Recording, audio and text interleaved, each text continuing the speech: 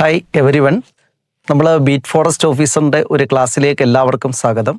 ഇന്ന് നമ്മൾ beat forest ഓഫീസറിന് PSC ചോദിച്ച ഒരു ടോപ്പിക്കും അതിൻ്റെ അനുബന്ധ കാര്യങ്ങളുമാണ് നമ്മൾ ഈ ടോപ്പിക്കിൽ ഡിസ്കസ് ചെയ്യുന്നത്. നമുക്ക് എന്തായാലും ഒരു PSC ചോദ്യത്തിലേക്ക് നമുക്ക് കടക്കാം. ആ PSC ചോദ്യം ഇങ്ങനെയാണ് ചോദിച്ചിരിക്കുന്നത്: താഴെ കൊടുത്തിരിക്കുന്നവയിൽ അന്താരാഷ്ട്ര ദിനാചരണങ്ങൾ ശരിയായി ചേരുംപടി ചേർത്തിരിക്കുന്നത് തിരഞ്ഞെടുക്കുക എന്നതാണ് നമ്മുടെ ചോദ്യം. PSC ചോദ്യമാണിത്. ബീറ്റ് ഫോറസ്റ്ററിൻ്റെ സ്പെഷ്യൽ ടോപ്പിക്കിൽ നിന്ന് വന്ന മാർച്ച് 21, മെയ് 22, ജൂലൈ 29, മാർച്ച് 3 ഈ 4 ചോദ്യങ്ങൾ ചേരുംപടി ചേർക്കാനായിട്ടാണ് PSC ചോദ്യം വന്നത്. നമുക്കറിയാം മാർച്ച് 21 അന്താരാഷ്ട്ര വനദിനമാണ്. മാർച്ച് 21 അന്താരാഷ്ട്ര വനദിനമാണ്. മെയ് 22 അന്താരാഷ്ട്ര ജൈവ വൈവിധ്യ ദിനമാണ്. ജൂലൈ 29 അന്താരാഷ്ട്ര കടുവാ ദിനമാണ്. മാർച്ച് 3 ലോക വന്യജീവി ദിനമാണ്. ഈ ദിനങ്ങൾ ഇനിയും ആവർത്തിക്കാം. ഇനിയും PSC പരീക്ഷയിൽ ഈ ദിനങ്ങൾ ആവർത്തിക്കാം. അതായത് മാർച്ച് 21 ലോക അന്താരാഷ്ട്ര വനദിനമാണ്. മെയ് 22 അന്താരാഷ്ട്ര ജൈവ വൈവിധ്യ ദിനമാണ്. ജൂലൈ 29 അന്താരാഷ്ട്ര കടുവാ ദിനമാണ്. മാർച്ച് 3 ലോക വന്യജീവി ദിനമാണ്. മാർച്ച് 3 ലോക വന്യജീവി ദിനമാണ്. ഒന്ന് നോക്കാം. അഡീഷണൽ ഫാക്റ്റിലേക്ക് നമുക്ക് പോവാം. ലോക പരിസ്ഥിതി ദിനം ജൂൺ 5 ലോക പരിസ്ഥിതി ദിനം എന്നാന്ന് ചോദിച്ചാൽ ജൂൺ 5. 2025 ലോക പരിസ്ഥിതി ദിനത്തിൻ്റെ പ്രമേയം ബീറ്റ് പ്ലാസ്റ്റിക് പൊല്യൂഷൻ എന്നാണ്. അതായത് പ്ലാസ്റ്റിക് മലിനീകരണത്തെ ചെറുക്കുക അല്ലെങ്കിൽ പ്ലാസ്റ്റിക് മലിനീകരണത്തെ ഇല്ലാതാക്കുക എന്നതാണ് 2025 ലോക പരിസ്ഥിതി ദിനത്തിൻ്റെ പ്രമേയം. അതായത് 2025 ലോക പരിസ്ഥിതി ദിനത്തിൻ്റെ പ്രമേയം എന്താണെന്ന് ചോദിച്ചാൽ, തീം എന്താണെന്ന് ചോദിച്ചാൽ പ്ലാസ്റ്റിക് മലിനീകരണത്തെ ചെറുക്കുക അല്ലെങ്കിൽ പ്ലാസ്റ്റിക് മലിനീകരണത്തെ ഇല്ലാതാക്കുക എന്നാണ്. അന്നേരം ലോക പരിസ്ഥിതി ദിനം ജൂൺ 5. 2025 ലോക പരിസ്ഥിതി ദിനത്തിൻ്റെ പ്രമേയം പ്ലാസ്റ്റിക് മലിനീകരണത്തെ ഇല്ലാതാക്കുക എന്നാണ്. Beat plastic pollution. 2024 ലോക പരിസ്ഥിതി ദിനത്തിൻ്റെ പ്രമേയം എന്താണെന്ന് ചോദിച്ചാൽ, 2024 ലോക പരിസ്ഥിതി ദിനത്തിൻ്റെ പ്രമേയം ഭൂമിയെ പുനഃസ്ഥാപിക്കൽ, മരുഭൂവൽക്കരണം, വരൾച്ച പ്രതിരോധം. ഭൂമിയെ പുനഃസ്ഥാപിക്കൽ, മരുഭൂവൽക്കരണം, വരൾച്ച പ്രതിരോധം. 2024 ലോക പരിസ്ഥിതി ദിനത്തിൻ്റെ പ്രമേയം അതായത് ഭൂമിയെ പുനഃസ്ഥാപിക്കൽ, മരുഭൂവൽക്കരണം, വരൾച്ച പ്രതിരോധം. 2025 ലോക പരിസ്ഥിതി ദിനാഘോഷത്തിന് വേദിയാകുന്ന രാജ്യം ദക്ഷിണ കൊറിയയാണ്. ചിലപ്പോൾ ചോദിക്കാം, 2025 ലോക പരിസ്ഥിതി ദിനത്തിന് വേദിയായ രാജ്യമേത്? അല്ലെങ്കിൽ 2025 ലോക പരിസ്ഥിതി ദിനത്തിന് ആതിഥേയത്വം വഹിച്ച രാജ്യമേത്? ദക്ഷിണ കൊറിയ. എന്നാൽ 2026 ലോക പരിസ്ഥിതി ദിനത്തിന് ആതിഥേയത്വം വഹിക്കുന്ന രാജ്യം ഏതാണെന്ന് ചോദിച്ചാൽ അസർബൈജാനാണ്. അടുത്ത വർഷം 2026 ലോക പരിസ്ഥിതി ദിനത്തിന് വേദിയാകുന്ന രാജ്യമേത്? അസർബൈജാൻ. 26 അസർബൈജാൻ. 2025 ലോക പരിസ്ഥിതി ദിനത്തിന് വേദിയായ രാജ്യമേതെന്ന് ചോദിച്ചാൽ ദക്ഷിണ കൊറിയ. നമ്മൾ പ്രതീക്ഷിക്കുന്ന ഒന്നാണ് ലോക പരിസ്ഥിതി ദിനം. ലോക പരിസ്ഥിതി ദിനം, വേൾഡ് എൻവയോൺമെൻറ്റ് ഡേ ജൂൺ 5. 2025 ലോക പരിസ്ഥിതി ദിനത്തിൻ്റെ പ്രമേയം ബീറ്റ് പ്ലാസ്റ്റിക് പൊല്യൂഷൻ എന്നാണ്. അതായത് പ്ലാസ്റ്റിക് മലിനീകരണത്തെ ഇല്ലാതാക്കുക. 2024 ലോക പരിസ്ഥിതി ദിനത്തിൻ്റെ പ്രമേയം എന്താണ്? ഭൂമിയെ പുനഃസ്ഥാപിക്കൽ, മരുഭൂവൽക്കരണം, വരൾച്ചയെ തടയുക എന്നതാണ്. 2025 ലോക പരിസ്ഥിതി ദിന ഉച്ചകോടിക്ക് വേദിയായ രാജ്യമേത്? ദക്ഷിണ കൊറിയ. 2025 ലോക പരിസ്ഥിതി ദിനത്തിന് വേദിയായ രാജ്യമേതാണ്? ദക്ഷിണ കൊറിയ. എന്നാൽ 2026 ലോക പരിസ്ഥിതി ദിനത്തിന് വേദിയാകുന്ന രാജ്യമേതെന്ന് ചോദിച്ചാൽ അസർബൈജാൻ. 2026 ലോക പരിസ്ഥിതി ദിനത്തിന് വേദിയാകുന്ന രാജ്യം അസർബൈജാൻ. നമ്മൾ പ്രതീക്ഷിക്കുന്ന ഒന്നാണ് ലോക പരിസ്ഥിതി ദിനമോ അതിൻ്റെ പ്രമേയമോ അതിൻ്റെ ഉച്ചകോടിയോ. ജൈവ വൈവിധ്യ ദിനം, അന്താരാഷ്ട്ര ജൈവ വൈവിധ്യ ദിനം, വേൾഡ് ബയോഡൈവേഴ്സിറ്റി ഡേ ചോദിക്കാം, PSC പരീക്ഷയ്ക്ക് ചോദിക്കാം. അന്താരാഷ്ട്ര ജൈവ വൈവിധ്യ ദിനം മെയ് 22 അന്താരാഷ്ട്ര ജൈവ വൈവിധ്യ ദിനം മെയ് 22 2025 ലോക ജൈവ വൈവിധ്യ ദിനത്തിൻ്റെ പ്രമേയം തീം പ്രകൃതിയുമായുള്ള ഐക്യവും സുസ്ഥിര വികസനവും. 2025 ലോക ജൈവ വൈവിധ്യ ദിനത്തിൻ്റെ പ്രമേയം പ്രകൃതിയുമായുള്ള ഐക്യവും സുസ്ഥിര വികസനവും. നല്ലൊരു ചോദ്യമാണത്. അതായത് അന്താരാഷ്ട്ര ജൈവ വൈവിധ്യ ദിനം മെയ് 22 2025 അന്താരാഷ്ട്ര ജൈവ വൈവിധ്യ ദിനത്തിൻ്റെ പ്രമേയം എന്താണ്? പ്രകൃതിയുമായുള്ള ഐക്യവും, പ്രകൃതിയുമായുള്ള ഹാർമണി വിത്ത് നേച്ചർ, പ്രകൃതിയുമായുള്ള ഐക്യവും സുസ്ഥിര വികസനവും. അടുത്ത ലോക ഭൗമദിനം, വേൾഡ് എർത്ത് ഡേ. ലോക ഭൗമദിനം ഏപ്രിൽ 22 ലോക ഭൗമദിനം, വേൾഡ് എർത്ത് ഡേ. ലോക ഭൗമദിനം ഏപ്രിൽ 22 2025 ലോക ഭൗമദിനത്തിൻ്റെ പ്രമേയം അവർ പവർ, നമ്മുടെ ശക്തി, അവർ പ്ലാനറ്റ്. അതായത് 2025 ലോക ഭൗമദിനത്തിൻ്റെ പ്രമേയം അവർ പവർ, അവർ പ്ലാനറ്റ്. 2025 ലോക ഭൗമദിനത്തിൻ്റെ പ്രമേയം our power, our future. Our power, our planet. Our power, our planet. ഇനി വീണ്ടും നമ്മൾ അടുത്ത 2025 ലോക ജലദിനം, ലോക ജലദിനം മാർച്ച് 22 ലോക ജലദിനം മാർച്ച് 22 2025 ലോക ജലദിനത്തിൻ്റെ പ്രമേയം ഹിമാനികളുടെ സംരക്ഷണം എന്നാണ്. 2025 ലോക ജലദിനത്തിൻ്റെ പ്രമേയം എന്താണ്? ഹിമാനികളുടെ സംരക്ഷണം. ലോക ജലദിനം മാർച്ച് 22 2025 ലോക ജലദിനത്തിൻ്റെ പ്രമേയം ഹിമാനികളുടെ സംരക്ഷണം, ഹിമാനികളുടെ സംരക്ഷണം, പ്രൊട്ടക്ഷൻ ഓഫ് ഗ്ലേഷ്യർ അല്ലെങ്കിൽ പ്രിസർവേഷൻ ഓഫ് ഗ്ലേഷ്യർ. 2024 ലോക ജലദിനത്തിൻ്റെ പ്രമേയം, 2024 ലോക ജലദിനത്തിൻ്റെ പ്രമേയം സമാധാനത്തിനായി ജലം, വാട്ടർ ഫോർ പീസ്. 2024 ലോക ജലദിനത്തിൻ്റെ പ്രമേയം സമാധാനത്തിനായി ജലം. നമുക്ക് ഒന്നുകൂടെ അത് നോക്കാം. മാർച്ച് 22 അന്താരാഷ്ട്ര ലോക ജലദിനം. 2025 ലോക ജലദിനത്തിൻ്റെ പ്രമേയം ഹിമാനികളുടെ സംരക്ഷണം എന്നാണ്, ഹിമാനികളുടെ സംരക്ഷണം. എന്നാൽ 2024 ലോക ജലദിനത്തിൻ്റെ പ്രമേയം സമാധാനത്തിനായി ജലം എന്നതാണ്. അടുത്ത ലോക വന്യജീവി ദിനം. ലോക വന്യജീവി ദിനം March 3 world wild life day. ലോക വന്യജീവി ദിനം മാർച്ച് 3 ലോക വന്യജീവി ദിനം മാർച്ച് 3 2025 ലോക വന്യജീവി ദിനത്തിൻ്റെ പ്രമേയം എന്താണെന്ന് ചോദിച്ചാൽ വന്യജീവി സംരക്ഷണ ധനകാര്യം, വന്യജീവി സംരക്ഷണ ധനകാര്യം ജനങ്ങളിലും ഗ്രഹത്തിലും നിക്ഷേപം. ലോക വന്യജീവി ദിനം എന്നാണ് മാർച്ച് 3. 2025 ലോക വന്യജീവി ദിനത്തിൻ്റെ പ്രമേയം എന്താണ്? വന്യജീവികളുടെ സംരക്ഷണ ധനകാര്യം ജനങ്ങളിലും ഗ്രഹത്തിലും നിക്ഷേപം. വന്യജീവികളുടെ സംരക്ഷണ ധനകാര്യം ജനങ്ങളിലും ഗ്രഹത്തിലും നിക്ഷേപം. നമുക്കടുത്ത വീണ്ടും അന്താരാഷ്ട്ര കടുവാ ദിനം. അന്താരാഷ്ട്ര കടുവാ ദിനം, അന്താരാഷ്ട്ര കടുവാ ദിനം, അന്താരാഷ്ട്ര കടുവാ ദിനം ജൂലൈ 29. അന്താരാഷ്ട്ര കടുവ, അത് PSC ചോദ്യമാണ്. അന്താരാഷ്ട്ര കടുവാ ദിനം ജൂലൈ 29. ജൂലൈ 29 അന്താരാഷ്ട്ര കടുവാ ദിനമായി ആചരിക്കാൻ തീരുമാനിച്ചത് 2010 റഷ്യയിൽ നടന്ന സെന്റ് പീറ്റേഴ്സ്ബർഗ് കടുവാ ഉച്ചകോടിയിലാണ്. അന്നേരം അന്താരാഷ്ട്ര കടുവാ ദിനം ജൂലൈ 29. അന്താരാഷ്ട്ര കടുവാ ദിനം ജൂലൈ 29. ജൂലൈ 29 അന്താരാഷ്ട്ര കടുവാ ദിനമായി ആചരിക്കാൻ തീരുമാനിച്ചത് 2010 റഷ്യയിൽ നടന്ന സെന്റ് പീറ്റേഴ്സ്ബർഗ് കടുവാ ഉച്ചകോടിയിലാണ്. 2010 റഷ്യയിൽ നടന്ന സെന്റ് പീറ്റേഴ്സ്ബർഗ് കടുവാ ഉച്ചകോടിയിലാണ്. അന്നേരം അന്താരാഷ്ട്ര കടുവാ ദിനം എന്നാന്ന് ചോദിച്ചാൽ ജൂലൈ 29.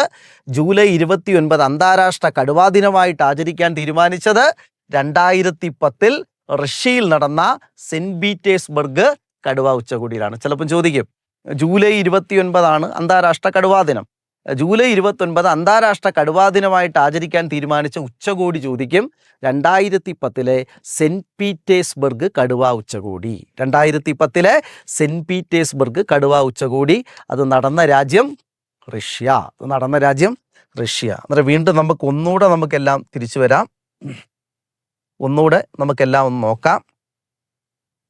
അതുകൂടാതെ നമുക്ക് വരാൻ സാധ്യതയുള്ള ഡേറ്റ് ആണ് world ozone day September 16. World ozone day ചോദിക്കാം. ലോക ഓസോൺ ദിനം September 16. World ozone day September 16. World wetland day ലോക തണ്ണീർത്തട ദിനം ഫെബ്രുവരി 2. ലോക തണ്ണീർത്തട ദിനം ഫെബ്രുവരി 2. ഇവിടുന്ന് വീണ്ടും നമുക്ക് പ്രതീക്ഷിക്കാവുന്ന ഒരു ചോദ്യമുണ്ട്. 2025 ലോക തണ്ണീർത്തട ദിനത്തിൻ്റെ പ്രമേയം എന്താണ്? നമ്മുടെ പൊതുഭാവിക്കായി തണ്ണീർത്തടങ്ങളെ സംരക്ഷിക്കുക. 2025 ലോക തണ്ണീർത്തട ദിനത്തിൻ്റെ പ്രമേയം നമ്മുടെ പൊതുഭാവിക്കായി തണ്ണീർത്തടങ്ങളെ സംരക്ഷിക്കുക. 2025 ലോക തണ്ണീർത്തട ദിനത്തിൻ്റെ പ്രമേയം തീം നമ്മുടെ പൊതുഭാവിക്കായി തണ്ണീർത്തടങ്ങളെ സംരക്ഷിക്കുക. Protection of wetlands for our common future. അതുകൂടാതെ വേൾഡ് ഓഷൻ ഡേ ലോക സമുദ്രദിനം ജൂൺ 8. ലോക സമുദ്രദിനം ജൂൺ 8. ലോക ഓസോൺ ദിനം സെപ്റ്റംബർ 16. അന്താരാഷ്ട്ര വേൾഡ് വെറ്റ്ലാൻഡ് ഡേ തണ്ണീർത്തട ദിനം ഫെബ്രുവരി 2. സമുദ്രദിനം ജൂൺ 8. അതായത് 2025 ലോക തണ്ണീർത്തട ദിനത്തിൻ്റെ പ്രമേയം എന്താണെന്ന് ചോദിച്ചാൽ നമ്മുടെ പൊതുഭാവിക്കായി തണ്ണീർത്തടങ്ങളെ സംരക്ഷിക്കുക. നമുക്കൊന്നുകൂടെ എന്നാൽ ഇതിൽ നിന്ന് ബീറ്റ് ഫോറസ്റ്റ് ഓഫീസറുടെ സ്പെഷ്യൽ ടോപ്പിക്കിൽ നിന്ന് ഒരു ചോദ്യം വരുന്നുണ്ട്. അതായത് മാർച്ച് 21, മറന്നുപോകരുത്, മാർച്ച് 21 അന്താരാഷ്ട്ര വനദിനമാണ്. മാർച്ച് 21 അന്താരാഷ്ട്ര വനദിനമാണ്. മെയ് 22 അന്താരാഷ്ട്ര ജൈവവൈവിധ്യ ദിനമാണ്. മെയ് 22 അന്താരാഷ്ട്ര ജൈവവൈവിധ്യ ദിനമാണ്. ജൂലൈ 29 അന്താരാഷ്ട്ര കടുവാ ദിനമാണ്. ജൂലൈ 29 അന്താരാഷ്ട്ര കടുവാ ദിനമാണ്. മാർച്ച് 3 ലോക വന്യജീവി ദിനമാണ്. മാർച്ച് 3 ലോക വന്യജീവി ദിനമാണ്. 2025 ലോക പരിസ്ഥിതി ദിനത്തിൻ്റെ പ്രമേയം പ്ലാസ്റ്റിക് മലിനീകരണത്തെ ചെറുക്കുക. ലോക കടുവാ ദിനം ജൂലൈ 29. ജൂലൈ 29 ലോക കടുവാ ദിനമായിട്ട് ആചരിക്കാൻ തീരുമാനിച്ചത് 2010 റഷ്യയിൽ നടന്ന സെൻറ്റ് പീറ്റേഴ്സ്ബർഗ് ഉച്ചകോടിയിലാണ്. ഇത് നമ്മൾ ബീറ്റ് ഫോറസ്റ്റ് ഓഫീസർക്ക് പ്രതീക്ഷിക്കുന്ന ഒരു ടോപ്പിക്കാണ്. ഇതിൽ നിന്ന് ചോദ്യങ്ങൾ വന്നിട്ടുണ്ട്. നിങ്ങൾക്ക് എല്ലാവർക്കും നന്നായിട്ട് മനസ്സിലായെന്ന് വിശ്വസിക്കുന്നു. കാര്യം ചെറിയ സമയത്തിനുള്ളിൽ നമുക്കൊരു മാർക്ക് കിട്ടുന്ന രീതിയാണ് ഇവിടെ ഫോളോ ചെയ്യുന്നത്. നമ്മൾ ഇനി ഡിസ്കസ് ചെയ്യുന്നത് ബീറ്റ് ഫോറസ്റ്റ് ഓഫീസർക്ക് PSC ചോദിച്ച ഒരു ചോദ്യമാണ്. ആ ചോദ്യം വന്നത് ഒരു പ്രത്യേക ഏരിയയിൽ നിന്നാണ്. ആ ചോദ്യമാണ് നമ്മൾ ഡിസ്കസ് ചെയ്യുന്നത്. അതായത് Indian institute of forest management എവിടെ സ്ഥിതി ചെയ്യുന്നു? PSC ചോദ്യം ഇങ്ങനെയായിരുന്നു: Indian institute of forest management എവിടെ സ്ഥിതി ചെയ്യുന്നത്? Option A Dehradun, option B Delhi, option C Bhopal, option D Mumbai. Indian institute of forest management എവിടെ സ്ഥിതി ചെയ്യുന്നു? PSC ചോദ്യം. ആൻസർ ഭോപ്പാൽ. ഭോപ്പാൽ മധ്യപ്രദേശിലാണ്. മധ്യപ്രദേശിൻ്റെ തലസ്ഥാനമാണ് ഭോപ്പാൽ. അതുപോലെ തന്നെ മധ്യപ്രദേശ് സംസ്ഥാനത്തിൻ്റെ ആദ്യ പേര് ഭോപ്പാൽ സംസ്ഥാനം എന്നായിരുന്നു. Indian institute of forest management എവിടെ സ്ഥിതി ചെയ്യുന്നു എന്ന ചോദ്യം PSC ചോദിച്ചിരുന്നു. അതിൻ്റെ ആൻസർ ഭോപ്പാലാണ്. നാളെ ചോദിക്കാം, Indian institute of forest management നിലവിൽ വന്ന വർഷം ഏതെന്ന് ചോദിച്ചാൽ 1982. Indian institute of forest management നിലവിൽ വന്ന വർഷം 1982, 1982. Indian institute of forest management പ്രവർത്തിക്കുന്നത് കേന്ദ്ര പരിസ്ഥിതി മന്ത്രാലയത്തിന് കീഴിലാണ്. Indian institute of forest management പ്രവർത്തിക്കുന്നത് കേന്ദ്ര പരിസ്ഥിതി മന്ത്രാലയത്തിന് കീഴിലാണ്. അതേപോലെ ചോദിക്കാൻ സാധ്യതയുള്ള മറ്റ് ഇൻസ്റ്റിറ്റ്യൂട്ടുകളാണ്: ഒന്ന്, forest research institute of India, ഇന്ത്യയിലെ വനഗവേഷണ കേന്ദ്രം. Forest research institute of India സ്ഥിതി ചെയ്യുന്നത് ഡെറാഡൂണിലാണ്. Forest research institute of India സ്ഥിതി ചെയ്യുന്നത് ഡെറാഡൂണിലാണ്. എന്നാൽ ഹിമാലയൻ ഫോറസ്റ്റ് റിസർച്ച് ഇൻസ്റ്റിറ്റ്യൂട്ട് സ്ഥിതി ചെയ്യുന്നത് ഷിംല ഹിമാചൽ പ്രദേശിലാണ്. ഹിമാലയൻ ഫോറസ്റ്റ് റിസർച്ച് ഇൻസ്റ്റിറ്റ്യൂട്ട് സ്ഥിതി ചെയ്യുന്നത് ഷിംല ഹിമാചൽ പ്രദേശിലും ഇന്ത്യൻ ഫോറസ്റ്റ് റിസർച്ച് ഇൻസ്റ്റിറ്റ്യൂട്ട് സ്ഥിതി ചെയ്യുന്നത് ഡെറാഡൂൺ ഉത്തരാഖണ്ഡ്. അതേപോലെ institute of wood science and technology സ്ഥിതി ചെയ്യുന്നത് ബംഗളൂരിലാണ്. റെയിൻ ഫോറസ്റ്റ് ഇൻസ്റ്റിറ്റ്യൂട്ട് സ്ഥിതി ചെയ്യുന്നത് Jorhat, Assam. Rain forest research institute സ്ഥിതി ചെയ്യുന്നത് Jorhat, Assam. Tropical forest research institute സ്ഥിതി ചെയ്യുന്നത് Jabalpur, Madhya Pradesh. Wildlife institute of India സ്ഥിതി ചെയ്യുന്നത് Dehradun, Uttarakhand. Wildlife institute ചോദിക്കാൻ സാധ്യതയുള്ളൊരു ചോദ്യമാണ്. വൈൽഡ് ലൈഫ് ഇൻസ്റ്റിറ്റ്യൂട്ട് സ്ഥിതി ചെയ്യുന്നത് Dehradun, Uttarakhand. Indira Gandhi national forest academy സ്ഥിതി ചെയ്യുന്നത്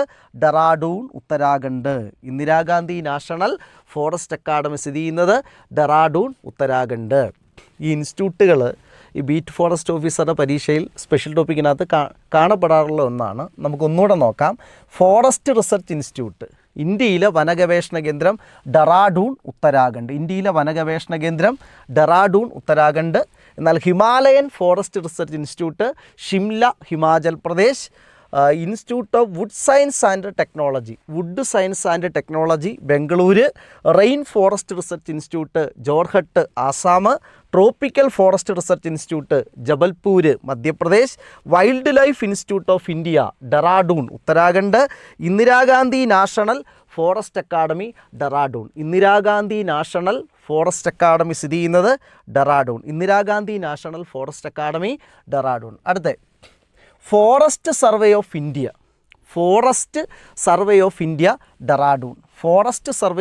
സ്ഥിതി ചെയ്യുന്നത് Dehradun. Directorate of forest education Dehradun, Uttarakhand. നമ്മൾ നോക്കുമ്പം വനവുമായി ബന്ധപ്പെട്ട കൂടുതൽ സ്ഥാപനങ്ങളും ഡെറാഡൂണിലാണ് വന്നിട്ടുള്ളത്. അതായത് directorate of forest education Dehradun. National institute of animal welfare, അത് ശ്രദ്ധിക്കേണ്ട ഒരു ചോദ്യമാണ്. National institute of animal welfare Faridabad, Haryana.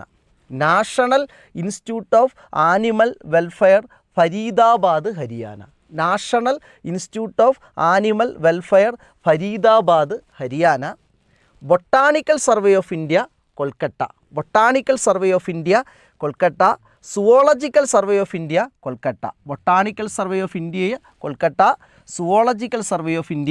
Kolkata. Salim Ali centre for ornithology and natural history. Salim Ali പ്രശസ്തനായ പക്ഷി നിരീക്ഷകനായിരുന്നു. നാളെ PSC പരീക്ഷയ്ക്ക് ചോദിക്കാം. സലീം അലിയുടെ പേരിലുള്ള കേരളത്തിലെ പക്ഷി സങ്കേതം ഏത്? തട്ടേക്കാട് പക്ഷി സങ്കേതം, എറണാകുളം. പക്ഷി നിരീക്ഷകനായ സലീം അലിയുടെ പേരിലുള്ളതാണ്. അതായത് Salim Ali centre for ornithology and natural history, Coimbatore.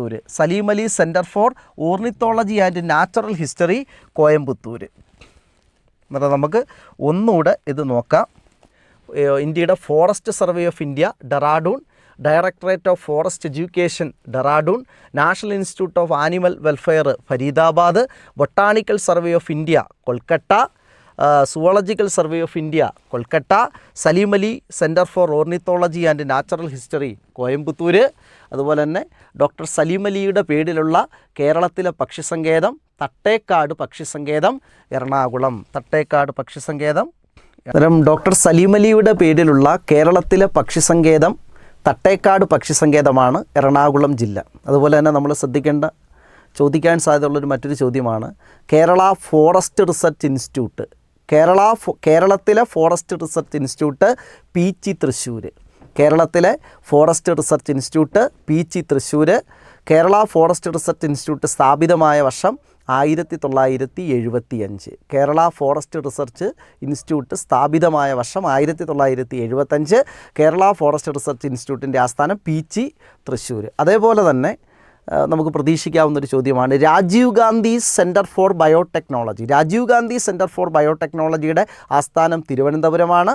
Rajeev Gandhi centre for biotechnology 1990 സ്ഥാപിതമായത്. Rajiv Gandhi centre for biotechnology 1990 സ്ഥാപിതമായത്. രാജീവ് ഗാന്ധി സെൻറ്റർ ഫോർ ബയോടെക്നോളജിയുടെ ആസ്ഥാനം തിരുവനന്തപുരമാണ്. അന്നേരം നമുക്ക് ബീറ്റ് ഫോറസ്റ്റ് ഓഫീസറുടെ ചോദ്യം വന്ന ഒരു ചോദ്യവും അതിൻ്റെ അനുബന്ധ വിവരങ്ങളുമാണ് നമ്മൾ ഡിസ്കസ് ചെയ്തത്. നമുക്കിതിൽ നിന്നൊരു ചോദ്യം വരുമെന്ന് പ്രതീക്ഷിക്കാം. എല്ലാവർക്കും മനസ്സിലായെന്ന് വിശ്വസിക്കുന്നു. ബീറ്റ് ഫോറസ്റ്റ് ഓഫീസറിന് സ്പെഷ്യൽ ടോപ്പിക്കിൽ PSC ചോദിക്കുന്ന സൈബർ നിയമത്തിൻ്റെ കുറച്ച് വകുപ്പുകളാണ് നമ്മൾ ഡിസ്കസ് ചെയ്യുന്നത്. എന്നിട്ട് നമുക്ക് ക്ലാസ്സിലേക്ക് കടക്കാം. അങ്ങനെ ആദ്യത്തെ വകുപ്പെന്ന് പറയുന്നത് സെക്ഷൻ 66 ആണ്. അപ്പം നമ്മൾ PSCയുടെ ചോദ്യപേപ്പറൊക്കെ നോക്കുമ്പം ബീറ്റ് ഫോറസ്റ്റ് ഓഫീസറിൻ്റെയും എക്സൈസിൻ്റെയൊക്കെ ചോദ്യപേപ്പർ നോക്കുമ്പം അതിനകത്ത് സൈബർ നിയമത്തിൻ്റെ ചില പ്രത്യേക സെക്ഷൻസ് ചോദിക്കാറുണ്ട്. അതിലൊരു വകുപ്പാണ് section 66, section 66. Section 66 computer related offences, അതായത് ഹാക്കിംഗ്. ഇന്ത്യയുടെ IT act, information technology act, ഇന്ത്യയുടെ സൈബർ നിയമം നിലവിൽ വന്നത് 2000 ഒക്ടോബർ 17 ഇന്ത്യയുടെ സൈബർ നിയമം, ഇന്ത്യയുടെ IT ആക്ട് നിലവിൽ വന്നത് 2000 ഒക്ടോബർ 17 2000 നിലവിൽ വന്ന സമയത്ത് അതിനകത്ത് ഹാക്കിംഗ് എന്ന പേരാണ് ഉപയോഗിച്ചിരുന്നത്. എന്നാൽ 2008 ഇന്ത്യയുടെ IT ആക്ടിന് ഭേദഗതി വന്നത്. അത് പലപ്പോഴും PSC പരീക്ഷയ്ക്ക് ചോദിക്കാറുണ്ട്. IT act was അമൻഡഡ്.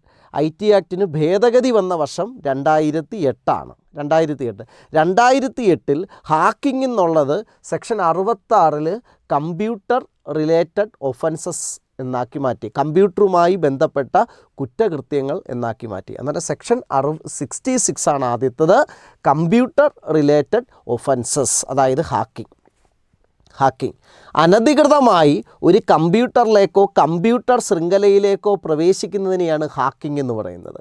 അനധികൃതമായി ഒരു കമ്പ്യൂട്ടറിലേക്കോ കമ്പ്യൂട്ടർ ശൃംഖലയിലേക്കോ പ്രവേശിക്കുന്നതാണ് hacking. Unauthorized access to a computer or computer network is known as hacking. അങ്ങനെ ഹാക്കിങ്ങിനുള്ള ശിക്ഷയാണ് 3 years imprisonment or 5 lakh fine or both. 3 വർഷം തടവ്. അതായത് സെക്ഷൻ 66 പറഞ്ഞിരിക്കുന്ന ശിക്ഷ എന്ന് പറഞ്ഞാൽ 3 വർഷം തടവ് അല്ലെങ്കിൽ 5 ലക്ഷം രൂപ പിഴ ഓർ ബോത്ത്, അല്ലെങ്കിൽ രണ്ടും കൂടെ ലഭിക്കാം. ആദ്യത്തെ സെക്ഷനാണ് സെക്ഷൻ 66. സെക്ഷൻ 66 എന്താണ്? കമ്പ്യൂട്ടർ റിലേറ്റഡ് ഒഫൻസസ്, കമ്പ്യൂട്ടറുമായി ബന്ധപ്പെട്ട കുറ്റകൃത്യങ്ങൾ, അതായത് ഹാക്കിംഗ്. IT ആക്ട് നിലവിൽ വന്ന വർഷം എന്ന 2000. IT ആക്ട് നിലവിൽ വന്നത് എന്നൊരു ചോദ്യം വന്നാൽ 2000 ഒക്ടോബർ 17. എന്നാൽ IT ആക്ടിന് ഭേദഗതി വന്ന വർഷം 2008. ഭേദഗതി ചെയ്ത IT ആക്ട് നിലവിൽ വന്നത് 2009 ഒക്ടോബർ 27. എന്നാൽ സെക്ഷൻ 66 കമ്പ്യൂട്ടർ റിലേറ്റഡ് ഒഫൻസസ്, അതായത് ഹാക്കിംഗ്. അതിൻ്റെ ശിക്ഷ എന്താണ്?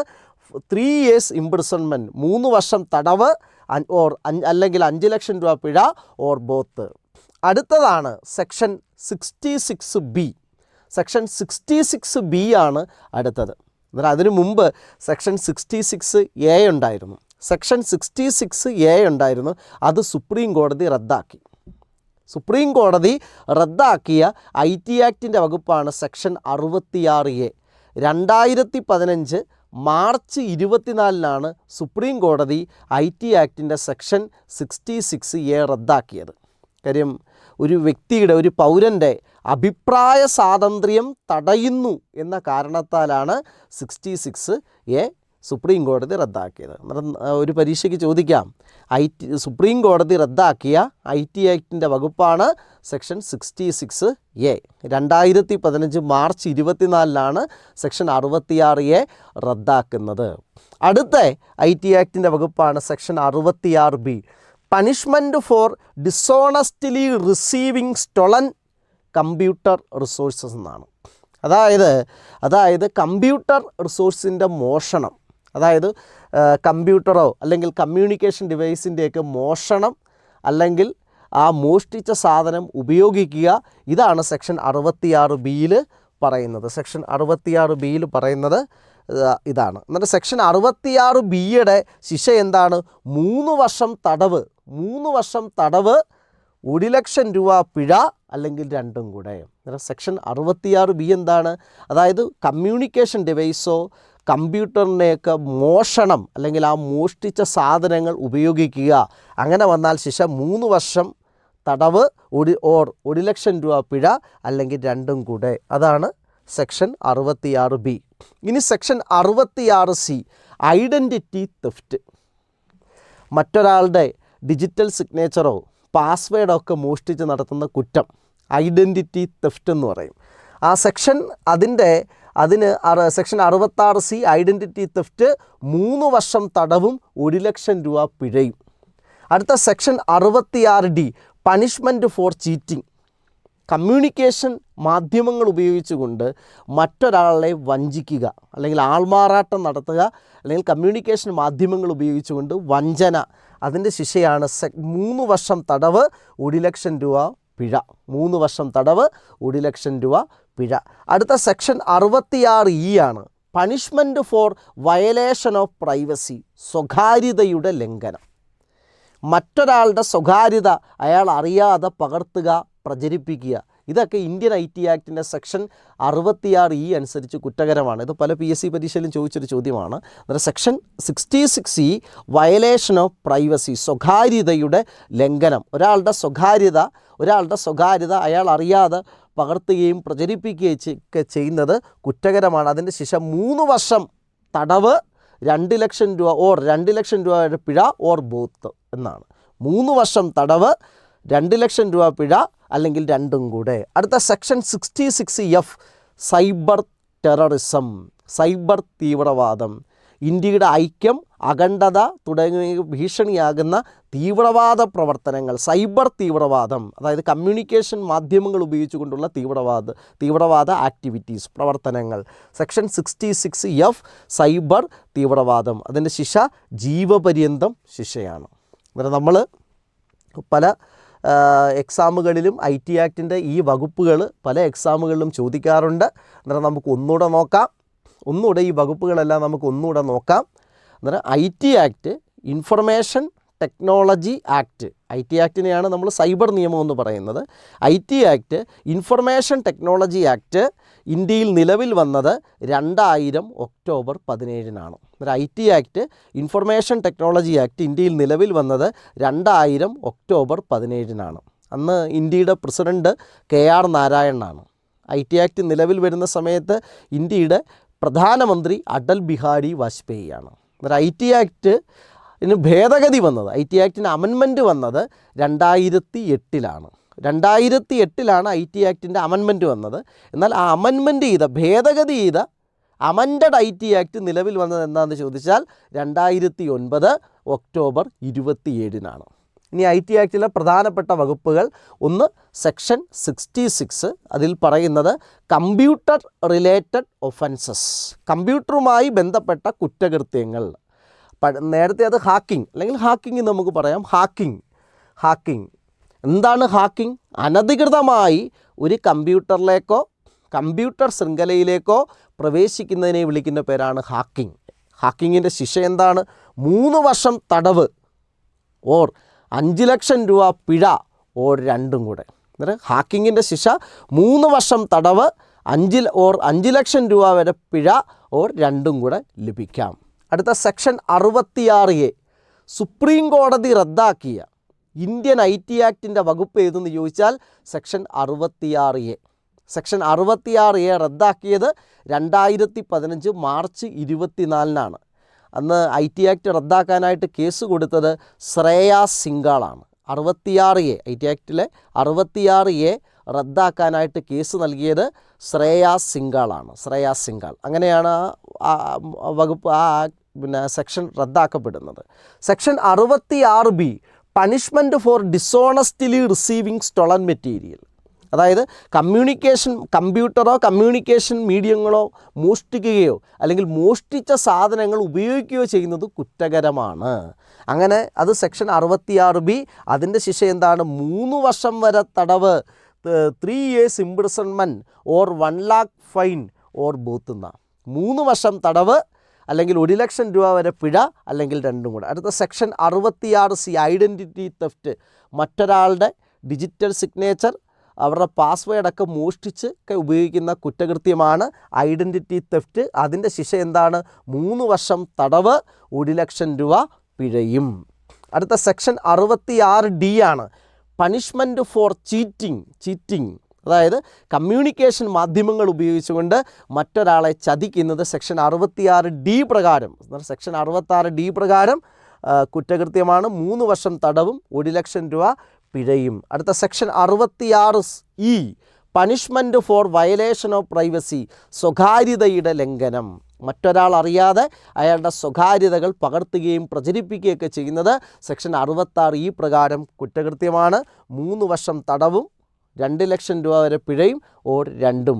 അടുത്ത സെക്ഷൻ 66F വളരെ പ്രധാനപ്പെട്ട വകുപ്പ്, സൈബർ തീവ്രവാദം. Section 66F. 66Fൽ അതിൻ്റെ ശിക്ഷ പറയുന്നത് ജീവപര്യന്തം.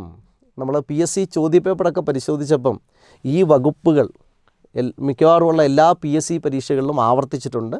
അത് നിങ്ങൾക്ക് മനസ്സിലായെന്ന് വിശ്വസിക്കുന്നു. ഈ വകുപ്പുകൾ വീണ്ടും ആവർത്തിച്ചാൽ നമുക്കൊരു മാർക്ക് ഉറപ്പിക്കാം.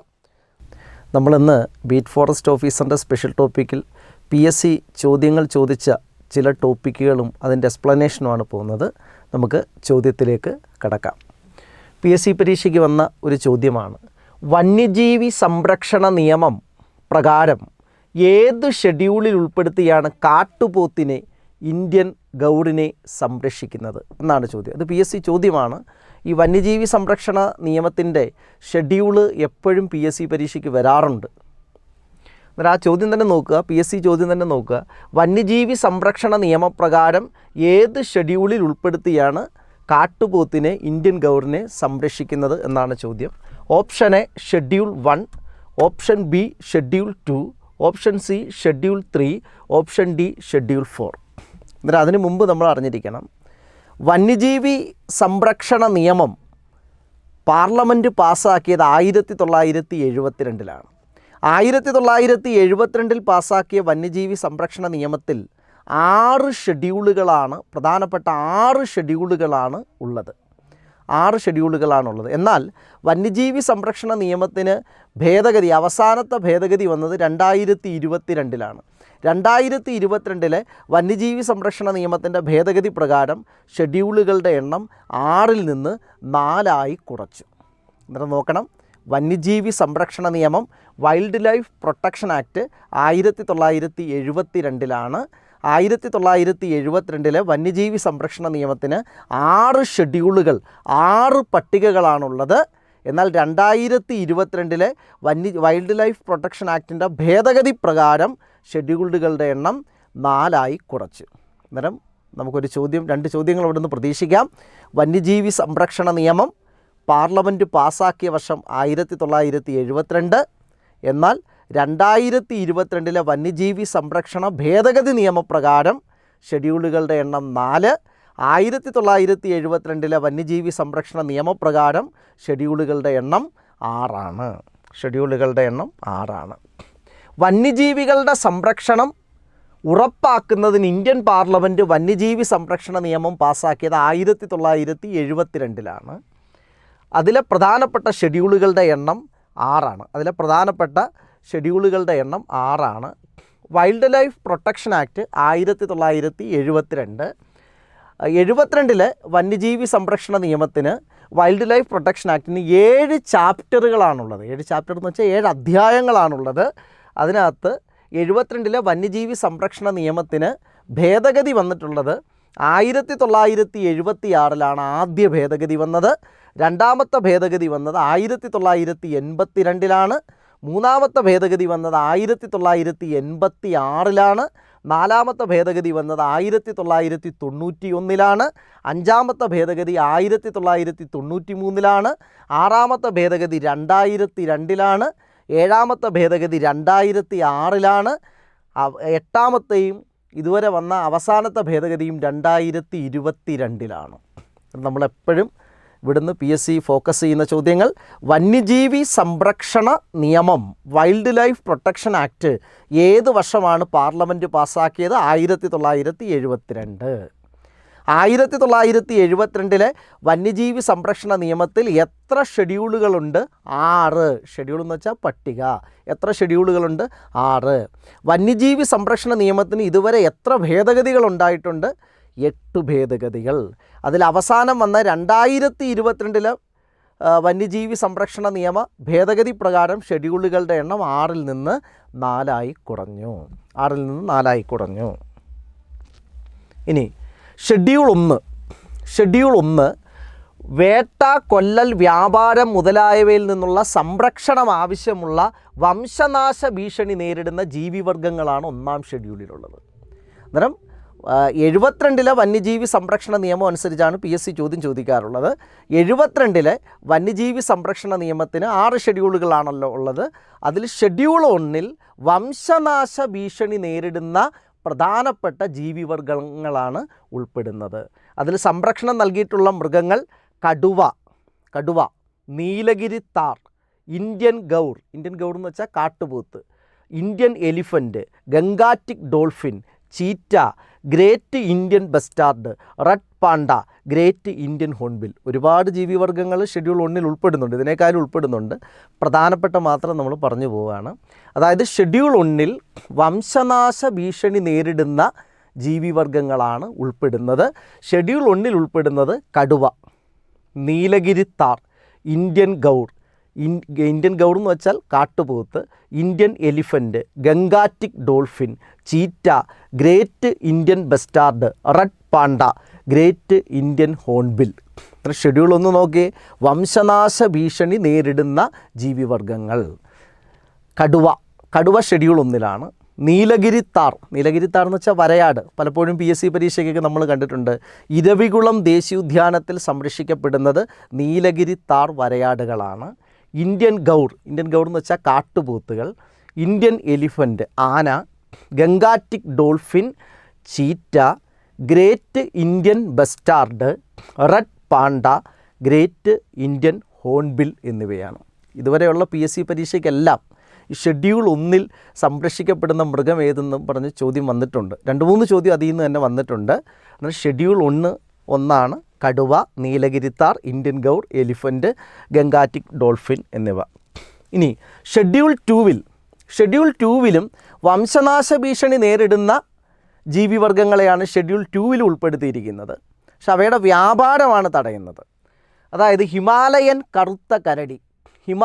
കറുത്ത കരടി ഷെഡ്യൂൾ 2 അതുപോലെ തന്നെ ബംഗാൾ ഹനുമാൻ ലങ്കൂർ ഷെഡ്യൂൾ 2 കുറുനരി schedule 2 Indian cobra schedule 2 king cobra schedule 2 പറക്കുന്ന അണ്ണാൻ ഷെഡ്യൂൾ 2 ഷെഡ്യൂൾ 2 വംശനാശ ഭീഷണി നേരിടുന്ന ജീവിവർഗ്ഗങ്ങളാണ് ഷെഡ്യൂൾ 2 ഉൾപ്പെടുന്നത്.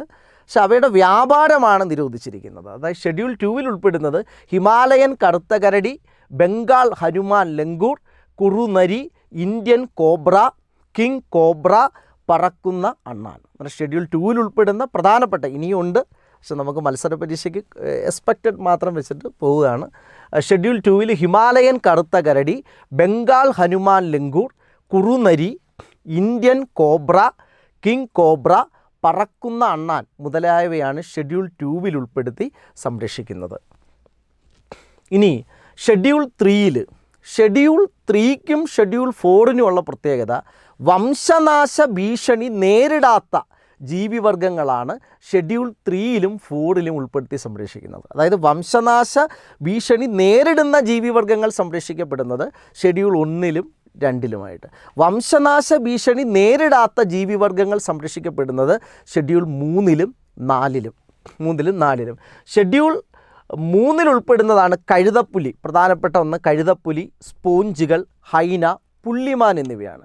ഷെഡ്യൂൾ 3-ൽ ഉൾപ്പെടുന്നവ പ്രധാനപ്പെട്ടത് കഴുതപ്പുലി, സ്പോഞ്ചുകൾ, ഹൈന, പുള്ളിമാൻ എന്നിവയാണ്. ഷെഡ്യൂൾ 4 കിങ് ഫിഷറുകൾ. ഷെഡ്യൂൾ 4-ൽ ഉൾപ്പെടുന്നത് കിങ് ഫിഷറുകൾ, ഒരു തരം മുയലാണ്. കിങ് ഫിഷറുകൾ അതുപോലെ തന്നെ ഫാൽക്കൺ മുതലായവ ഷെഡ്യൂൾ 4-ൽ ഉൾപ്പെടുന്നു. അതായത് ഷെഡ്യൂൾ 3-ൻ്റെയും 4-ൻ്റെയും പ്രത്യേകത ഷെഡ്യൂൾ 3-ലും 4-ലും വംശനാശ ഭീഷണി നേരിടാത്ത ജീവിവർഗ്ഗങ്ങളാണ് ഉൾപ്പെടുന്നത്. അതിനകത്ത് പ്രധാനമായിട്ടും ഷെഡ്യൂൾ 3-ൽ ഉൾപ്പെടുന്നത് കഴുതപ്പുലി, സ്പോഞ്ചുകൾ, ഹൈന, പുള്ളിമാൻ, എന്നിവയാണ് ഷെഡ്യൂൾ 3 ഉൾപ്പെടുന്നത്. ഷെഡ്യൂൾ 4 ഉൾപ്പെടുന്നത് കിങ് ഫിഷറുകൾ എന്ന് വെച്ചാൽ ഒരു തരം മുയലുകളാണ് കിങ് ഫിഷറുകൾ, ഫാൽക്കൺ എന്നിവയാണ് ഷെഡ്യൂൾ 4 ഉൾപ്പെടുന്നത്. ഇനി ഷെഡ്യൂൾ 5 ഉൾപ്പെടുന്നവയ്ക്ക് ഒരു പ്രത്യേകതയുണ്ട്. ആ ജീവിവർഗങ്ങളെ വേട്ടയാടാവുന്നതാണ്. അതാണ് അതിൻ്റെ പ്രത്യേകത. ഷെഡ്യൂൾ 5 ഉൾപ്പെടുന്ന ജീവിവർഗങ്ങൾ വേട്ടയാടാവുന്നതാണ്. ഒന്ന് സാധാരണ കാക്കകൾ, 2 പഴം വവ്വാലുകൾ, 3 എലി, 4 മൈസ്. അതായത് ഷെഡ്യൂൾ 5 പ്രധാനമായിട്ട് 4 ജീവിവർഗങ്ങളാണ് പറയപ്പെടുന്നത്. കാര്യം എന്താ? ഇവർ രോഗവാഹകരായതുകൊണ്ട് ഷെഡ്യൂൾ 5 ഉൾപ്പെടുന്നവയെ വേട്ടയാടാവുന്നതാണ്. അതായത് കാക്കകൾ, പഴം വവ്വാലുകൾ, എലി, മൈസ് എന്നിവ ഷെഡ്യൂൾ 5 ഉൾപ്പെടുന്നു. ഷെഡ്യൂൾ 5 ഉൾപ്പെടുന്നത് വേട്ടയാടാവുന്നതാണ്. ഇവ രോഗവാഹകരാണ്, അതുകൊണ്ട് ഇവയെ വേട്ടയാടാവുന്നതാണ്. ഷെഡ്യൂൾ 5 പ്രധാനമായിട്ട് ഉൾപ്പെടുന്ന 4 വിഭാഗങ്ങൾ സാധാരണ കാക്ക, പഴം വവ്വാലുകൾ, എലി, മൈസുകൾ എന്നിവയാണ്. അടുത്ത ഷെഡ്യൂൾ 6. ഷെഡ്യൂൾ 6 ഒരു നിർദ്ദിഷ്ട സസ്യമാണ്, അവിടെ എപ്പോഴും ശ്രദ്ധിക്കണം, സസ്യമെന്ന് എടുത്ത് പറഞ്ഞിട്ടുണ്ട്. ഷെഡ്യൂൾ 6 ഒരു സസ്യത്തിൻ്റെ കൃഷിയെ നിയന്ത്രിക്കുന്നതും അവ കൈവശം വെക്കുന്നതും ട്രാൻസ്പോർട്ട് ചെയ്യുന്നതും നിയന്ത്രിക്കുന്നു. സസ്യത്തിനാണ് ഇവിടെ പ്രാധാന്യം. ഷെഡ്യൂൾ 6 സസ്യത്തിനാണ്. ഒരു സസ്യത്തിൻ്റെ കൃഷിയെ നിയന്ത്രിക്കുന്നതും അവ കൈവശം വെക്കുന്നതും ട്രാൻസ്പോർട്ട് ചെയ്യുന്നതും നിയന്ത്രിക്കുന്നു എന്ന് പറഞ്ഞാൽ ഈ ഷെഡ്യൂളിൽ 6 പറഞ്ഞിരിക്കുന്ന സസ്യവിഭാഗങ്ങൾ കൃഷി ചെയ്യണമെങ്കിൽ ഗവൺമെൻറ്റിൻ്റെ ലൈസൻസ് വേണം. അതായത് ഗവൺമെൻറ്റിൻ്റെ മുൻകൂർ അനുമതി വേണം. അന്നേരം ഷെഡ്യൂൾ 6 പ്രത്യേകം ചില സസ്യവിഭാഗങ്ങളാണ് പറയപ്പെടുന്നത്. ആ ഷെഡ്യൂൾ 6 ആ സസ്യവിഭാഗങ്ങൾ കൃഷി ചെയ്യണമെങ്കിൽ പ്രത്യേക ലൈസൻസ് ആവശ്യം ആണ്. അത് PSC ചോദ്യമാണ്. അന്നേരം ഷെഡ്യൂൾ 6 പ്രത്യേകത എന്നും പറഞ്ഞ് ബീറ്റ് ഫോറസ്റ്റ് ഓഫീസറിന് ചോദിച്ചിട്ടുണ്ട്. അതിൻ്റെ ആൻസർ ഇവ കൃഷി ചെയ്യുന്നതിന് ലൈസൻസ് ആവശ്യമാണെന്നാണ് അതിൻ്റെ ആൻസർ. അതിൽ വരുന്നതാണ് ഒന്ന് സ്ലീപ്പർ ഓർക്കിഡുകൾ, 2 നീല മരവാഴ, 3 പിച്ചർ പ്ലാന്റ് പിച്ചർ പ്ലാന്റ്, 4 ചുവന്ന മരവാഴ. പിച്ചർ പ്ലാന്റ് ആണ്. അതായത് സ്ലീപ്പർ ഓർക്കിഡുകൾ, നീല മരവാഴ, പിച്ചർ പ്ലാന്റ്, ചുവന്ന മരവാഴ ഇവയെല്ലാം ഷെഡ്യൂൾ 6 ഷെഡ്യൂൾ 6 പ്രത്യേകം ചില സസ്യവിഭാഗങ്ങളാണ്. അതിൻ്റെ പ്രത്യേകത എന്താണെന്ന് ചോദിച്ചു കഴിഞ്ഞാൽ അവ കൃഷി ചെയ്യണമെങ്കിൽ ലൈസൻസ് ആവശ്യമാണ്. അതിലൊന്നാണ് പിച്ചർ പ്ലാന്റ്, നീല മരവാഴ, സ്ലീപ്പർ ഓർക്കിഡുകൾ, ചുവന്ന മരവാഴ. അന്നേരം നമ്മൾ ഇന്ന് ബീറ്റ് ഫോറസ്റ്റ് ഓഫീസറുടെ പരീക്ഷയ്ക്ക് ഇതുവരെയുള്ള ബീറ്റ് ഫോറസ്റ്റ് ഓഫീസറുടെ ചോദ്യങ്ങളൊക്കെ ശ്രദ്ധിച്ചപ്പം അതിൽ നിന്ന് ചോദ്യം വന്ന ഒരു ഏരിയയാണ് വൈൽഡ് ലൈഫ് പ്രൊട്ടക്ഷൻ ആക്ട് 1972. ഇതൊരു എക്സ്പെക്റ്റഡ് ആയിട്ടുള്ളൊരു ടോപ്പിക്കാണ്. ഇതുവരെ എല്ലാ പരീക്ഷയ്ക്കും ഇതിൽ നിന്ന് മിക്കവാറുള്ള പരീക്ഷകൾക്കെല്ലാം ഇതിൽ നിന്ന് ചോദ്യങ്ങൾ വന്നിട്ടുണ്ട്. അന്നേരം നിങ്ങൾക്കൊന്നുകൂടെ, അതായത് വന്യജീവി സംരക്ഷണ നിയമം wildlife protection act parliament പാസ്സാക്കിയത് 1972. 1972 പാസ്സാക്കിയ വൈൽഡ് ലൈഫ് പ്രൊട്ടക്ഷൻ ആക്ടിന് 7 ഷെഡ്യൂള്. എന്നാൽ ആ വൈൽഡ് ലൈഫ് പ്രൊട്ടക്ഷൻ ആക്ടിൻ്റെ അവസാനത്തെ ഭേദഗതി 2022 അതിൻ്റെ ഷെഡ്യൂളുകളുടെ എണ്ണം 4. ഹായ് എവരിവൺ, എല്ലാവർക്കും ബീറ്റ് ഫോറസ്റ്റ് ഓഫീസറിൻ്റെ സ്പെഷ്യൽ ടോപ്പിക്കിൻ്റെ ഒരു ക്ലാസ്സിലേക്ക് സ്വാഗതം. അന്നേരം ഇന്നത്തെ ക്ലാസ്സിൽ നമുക്ക് എക്സാമിന് വരാൻ സാധ്യതയുള്ള എക്സ്പെക്റ്റഡ് ടോപ്പിക്കുകളും ക്വസ്റ്റ്യനുകളുമാണ് പോകുന്നത്. ഇത് പലപ്പോഴായി ഷൂട്ട് ചെയ്ത് വെച്ചതാണ്, അതുകൊണ്ട് ക്ലബ്ബ് ചെയ്താണ് തരുന്നത്. എക്സാമിന് മുമ്പ് നിങ്ങൾക്ക് കിട്ടാൻ വേണ്ടി ക്ലബ്ബ് ചെയ്തിട്ടാണ് തരുന്നത്. ഓക്കെ, നമുക്ക് ഇന്നത്തെ ക്ലാസ്സിലേക്ക് സ്വാഗതം. നമ്മൾ ആദ്യം ICFRE Indian council of forestry research and education, ഇന്നത്തെ ക്ലാസ് ഇച്ചിരി സ്പീഡിൽ പോകും, കാര്യം ഒരുപാട് ചോദ്യങ്ങളുണ്ട്. ICFRE രൂപീകൃതമായത് 1986. ICFREയുടെ ആസ്ഥാനം ഡെറാഡൂൺ, ഉത്തരാഖണ്ഡ്. ഇന്ത്യയിലെ വനവൽക്കരണ ഗവേഷണം, വിദ്യാഭ്യാസം എന്നിവ ലക്ഷ്യമിട്ടുകൊണ്ടുള്ള പദ്ധതിയാണ് ICFRE. അജണ്ട 21 ബന്ധപ്പെട്ടിരിക്കുന്നത് ലോക ഭൗമ ഉച്ചകോടിയുമായി.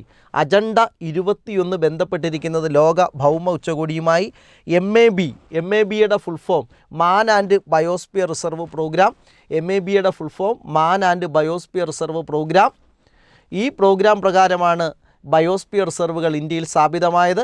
ഇന്ത്യയിലെ ആദ്യത്തെ ബയോസ്ഫിയർ റിസർവ് നീലഗിരി ബയോസ്ഫിയർ റിസർവാണ്. 1986 നിലവിൽ വന്നു. സ്വതന്ത്ര ഇന്ത്യയിലെ ആദ്യ വനനയം ഏത് വർഷമാണെന്ന് ചോദിച്ചാൽ 1952. സ്വതന്ത്ര ഇന്ത്യയിലെ ആദ്യ വനനയം 1952. അന്നേരം നമുക്ക് അടുത്തതിനകത്തോട്ട് പോവാം. വന്യജീവി സംരക്ഷണ നിയമത്തിൻ്റെ ഏത് ചാപ്റ്ററിലാണ് കുറ്റകൃത്യങ്ങളെക്കുറിച്ച് പ്രതിപാദിക്കുന്നത്? ചാപ്റ്റർ 11. വന്യജീവി സംരക്ഷണ നിയമത്തിൻ്റെ ഏത് ചാപ്റ്ററിലാണ് കുറ്റകൃത്യങ്ങളെ കണ്ടെത്തുന്നതിനെക്കുറിച്ച് പ്രതിപാദിക്കുന്നത്? ചാപ്റ്റർ 11. 1972 വന്യജീവി സംരക്ഷണ നിയമത്തിലെ വേട്ടയെ നിർവചിക്കുന്ന വകുപ്പ് 2.16 സബ്സെക്ഷൻ. വനങ്ങളുടെയും വന്യജീവികളുടെയും സംരക്ഷണം പൗരൻ്റെ മൗലിക കടമയാണെന്ന് വ്യക്തമാക്കുന്ന ആർട്ടിക്കിൾ 51AG. വനങ്ങളുടെയും വന്യജീവികളുടെയും സംരക്ഷണം പൗരൻ്റെ മൗലിക കടമയാണെന്ന് വ്യക്തമാക്കുന്ന article 51AG. Article 51AG.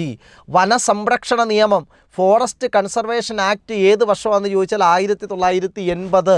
Forest conservation act വനസംരക്ഷണ നിയമം ഏത് വർഷമാണെന്ന് ചോദിച്ചാൽ 1980. സൈറ്റ്സിന് അംഗീകാരം നൽകിയത് 1973. സൈറ്റ്സിന് അംഗീകാരം നൽകിയത് 1973. സൈറ്റ്സ് പ്രാബല്യത്തിൽ വന്നത് 1975. സൈറ്റ്സ് പ്രാബല്യത്തിൽ വന്നത് 1975. ഇന്ത്യ സൈറ്റ്സിൽ അംഗമായത് 1976. ഇന്ത്യ സൈറ്റ്സിൽ അംഗമായത് 1976. സൈറ്റ്സിൻ്റെ അനുബന്ധം ഒന്നിൽ ഉൾപ്പെടുത്തിയത് ഏറ്റവും അധികം വംശനാശ ഭീഷണി നേരിടുന്ന ജീവികളെയാണ്. സൈറ്റ്സ് ഉടമ്പടിയുടെ അപ്പൻഡിക്സ് 1 ഉൾപ്പെടുത്തിയത് ഏറ്റവും അധികം വംശനാശ ഭീഷണി നേരിടുന്ന ജീവികളെയാണ്. സൈറ്റ്സിൻ്റെ അപ്പൻഡിക്സ് 1 ഇന്ത്യ ഉൾപ്പെടുത്താൻ ആവശ്യപ്പെട്ടത്, സൈറ്റ്സിൻ്റെ അപ്പൻഡിക്സ് 1 അനുബന്ധം 1 ഇന്ത്യ ഉൾപ്പെടുത്താൻ ആവശ്യപ്പെട്ടത് നക്ഷത്ര ആമകളെയാണ്. ഇനി വീണ്ടും അടുത്ത ചോദ്യത്തിലേക്ക് കടക്കുകയാണ്. എന്നിട്ട് സ്പീഡിൽ പോവും. കാര്യം നിങ്ങൾക്ക് അത്രത്തോളം നാളെ എക്സാമാണ്, അത്രത്തോളം ക്വസ്റ്റ്യൻ കിട്ടാൻ വേണ്ടിയിട്ടാണ് അത്ര സ്പീഡിൽ പോകുന്നത്. പ്രോജക്റ്റ് എലിഫൻ്റ് ആരംഭിച്ച വർഷം 1992.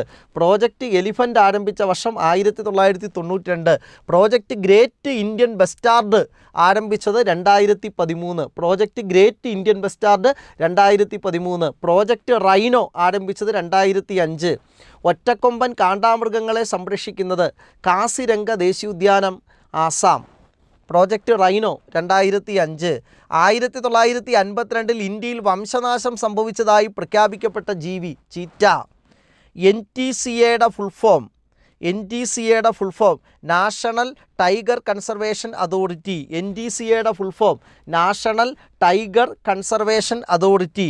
NTCA നിലവിൽ വന്നത് 2006. ഏത് നിയമപ്രകാരമാണ് NTCA നിലവിൽ വന്നത്? 1972 വന്യജീവി സംരക്ഷണ നിയമപ്രകാരം. ഏത് നിയമപ്രകാരമാണ് NTCA നിലവിൽ വന്നത്? 1972 വന്യജീവി സംരക്ഷണ നിയമപ്രകാരം. ദേശീയ കടുവാ സംരക്ഷണ അതോറിറ്റിയുടെ ചെയർമാൻ ആര്? കേന്ദ്ര പരിസ്ഥിതി വനം മന്ത്രി. ദേശീയ കടുവാ സംരക്ഷണ അതോറിറ്റിയുടെ ചെയർമാൻ ആര്?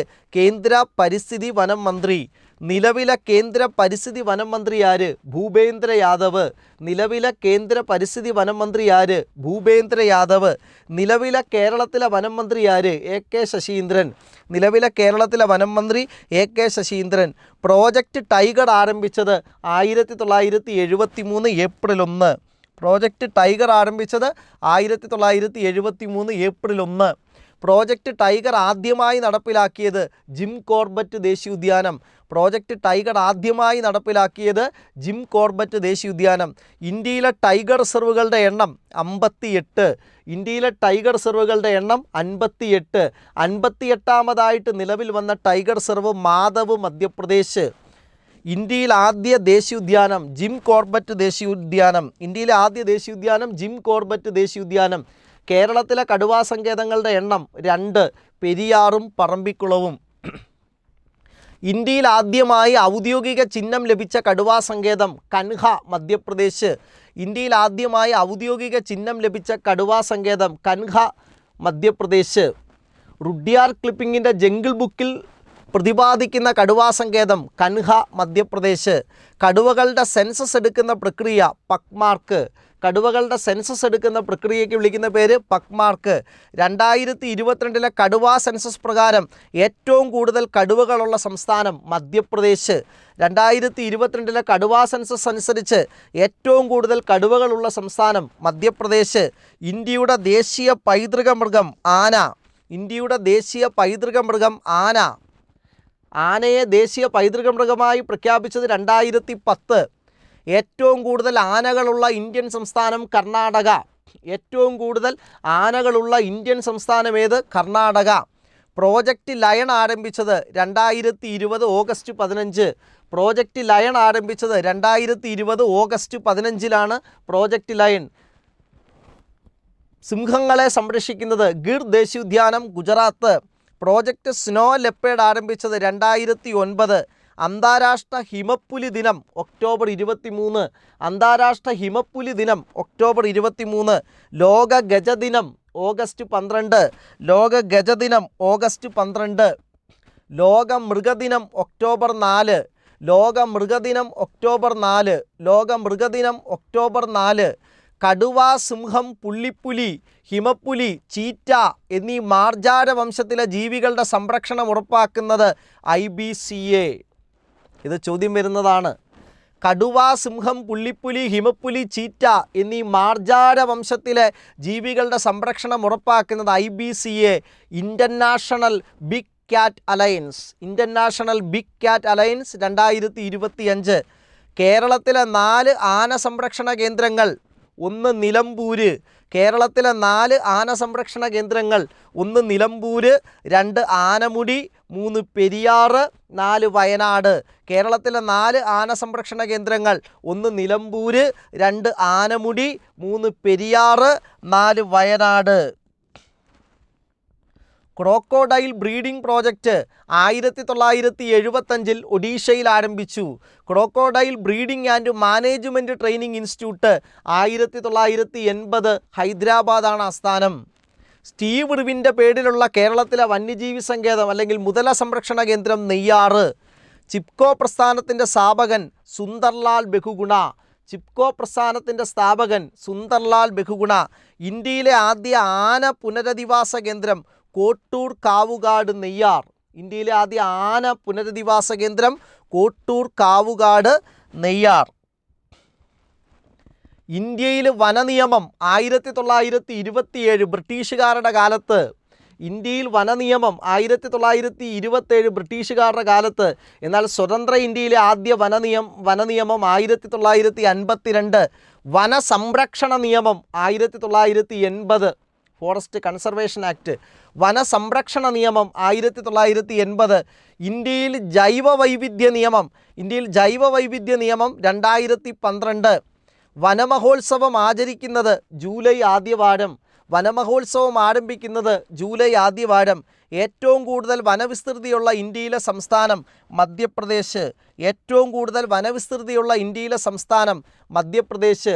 കേരളത്തിൽ ഏറ്റവും അധികം വനങ്ങളുള്ള ജില്ല ഇടുക്കി. ഏറ്റവും കുറവ് വനവിസ്തൃതിയുള്ള സംസ്ഥാനം ഗോവ. ഏറ്റവും കുറവ് വനവിസ്തൃതിയുള്ള സംസ്ഥാനം ഗോവ. ശതമാനടിസ്ഥാനത്തിൽ ഏറ്റവും കൂടുതൽ വനമുള്ള സംസ്ഥാനം സിക്കിം. ശതമാനടിസ്ഥാനത്തിൽ ഏറ്റവും കൂടുതൽ വനമുള്ള സംസ്ഥാനം സിക്കിം 82.13%. ശതമാനടിസ്ഥാനത്തിൽ വനം കുറവുള്ള സംസ്ഥാനം ഹരിയാന. ശതമാനടിസ്ഥാനത്തിൽ വനം കുറവുള്ള സംസ്ഥാനം ഹരിയാന. ശതമാനടിസ്ഥാനത്തിൽ വനം കൂടുതലുള്ള കേന്ദ്രഭരണ പ്രദേശം ആൻഡമാൻ നിക്കോബർ. ശതമാനടിസ്ഥാനത്തിൽ വനം കൂടുതലുള്ള കേന്ദ്രഭരണ പ്രദേശം ആൻഡമാൻ നിക്കോബർ.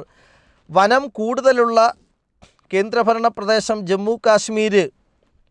രാജ്യത്തിൻ്റെ 1/3 ഭാഗം വനമായിരിക്കണമെന്ന് നിർദ്ദേശിച്ചത് 1952 വനനയത്തിൽ. 2019 ഫോറസ്റ്റ് സർവേ റിപ്പോർട്ട് പ്രകാരം ഇന്ത്യയുടെ എത്ര ശതമാനം വനമാണ്?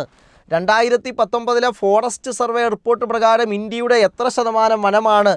21.67%. ഇന്ത്യയുടെ സുഗന്ധവൃക്ഷം അഗർവുഡ്. ഇന്ത്യയുടെ സുഗന്ധവൃക്ഷം അഗർവുഡ്.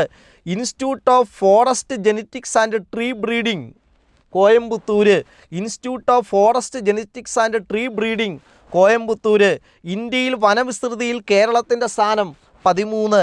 ഇന്ത്യയിൽ വനവിസ്തൃതിയിൽ കേരളത്തിൻ്റെ സ്ഥാനം 13. കേരളത്തിൻ്റെ ആകെ ഭൂവിസ്തൃതിയുടെ എത്ര ശതമാനമാണ് വനം? 29.67. കേരളത്തിൻ്റെ ഭൂവിസ്തൃതിയുടെ എത്ര ശതമാനമാണ് വനം? 29.67%. മലബാർ മാനുവൽ രചിച്ചതാര്? William Logan. മലബാർ മാനുവൽ രചിച്ചതാര്? William Logan. ഇന്ത്യയിൽ റെയിൽവേ സ്ലീപ്പറുകളും പാലങ്ങളും നിർമ്മിക്കാൻ ഉപയോഗിക്കുന്ന വൃക്ഷം സാൽമരം. റെയിൽവേ സ്ലീപ്പറുകളും, ഇത് ബീറ്റ് ഫോറസ്റ്റ് ഓഫീസറിന് ചോദിച്ച ചോദ്യമാണ്. ഇന്ത്യയിൽ റെയിൽവേ സ്ലീപ്പറുകളും പാലങ്ങളും നിർമ്മിക്കാൻ ഉപയോഗിക്കുന്ന വൃക്ഷം സാൽമരം. ചന്ദനമരങ്ങൾക്ക് പ്രശസ്തം മറയൂർ, ഇടുക്കി. ചന്ദനമരങ്ങൾക്ക് പ്രശസ്തം മറയൂർ, ഇടുക്കി. മറയൂർ ചന്ദനക്കാടുകളിലൂടെ ഒഴുകുന്ന നദി പാമ്പാർ. മറയൂർ ചന്ദനക്കാടുകളിലൂടെ ഒഴുകുന്ന നദി പാമ്പാർ. ചിന്നാർ വന്യജീവി സങ്കേതത്തിലൂടെ ഒഴുകുന്ന നദി പാമ്പാർ. കേരളത്തിൽ കിഴക്കോട്ടൊഴുകുന്ന 3 നദികളിൽ ഏറ്റവും വലിയ നദി കബനി, വയനാട്. കേരളത്തിൽ കിഴക്കോട്ടൊഴുകുന്ന നദികളിൽ ഏറ്റവും ചെറിയ നദി പാമ്പാർ, ഇടുക്കിയിൽ നിന്ന് തമിഴ്നാട്ടിലേക്ക് ഒഴുകുന്നു. മറയൂർ വന്യജീവി സങ്കേതത്തിലൂടെ ഒഴുകുന്ന നദി പാമ്പാർ. ചിന്നാർ വന്യജീവി സങ്കേതത്തിലൂടെ ഒഴുകുന്ന നദി പാമ്പാർ. മറയൂർ ചന്ദനക്കാടുകളിലൂടെ ഒഴുകുന്ന നദി പാമ്പാർ. ചന്ദനമരങ്ങൾക്ക് പ്രശസ്തം മറയൂർ. ഏറ്റവും കൂടുതൽ കണ്ടൽക്കാടുകളുള്ള ജില്ല കണ്ണൂർ. ഏറ്റവും കൂടുതൽ കണ്ടൽക്കാടുകളുള്ള ജില്ല കണ്ണൂർ. കണ്ടൽക്കാടുകളുടെ പ്രവർത്തനത്തിന് വേണ്ടി ജീവിതം ഒഴിഞ്ഞുവെച്ച വ്യക്തി കല്ലൻ പുക്കുടൻ. കേരളത്തിൻ്റെ വിദേശ സസ്യങ്ങൾ: 1 അക്കേഷ്യ. കേരളത്തിലെത്തിയ വിദേശ സസ്യങ്ങൾ അക്കേഷ്യ, യൂക്കാലിപ്റ്റസ്, കാറ്റാടി. കേരളത്തിൻ്റെ തദ്ദേശീയ സസ്യങ്ങൾ: തെങ്ങ്, ചക്ക, തേക്ക്, മരുത്ത്, ഉന്നം, കണിക്കൊന്ന. കേരളത്തിൻ്റെ ആദ്യ റിസർവ് വനം കോന്നി. കേരളത്തിലെ ആദ്യ റിസർവ് വനം കോന്നി.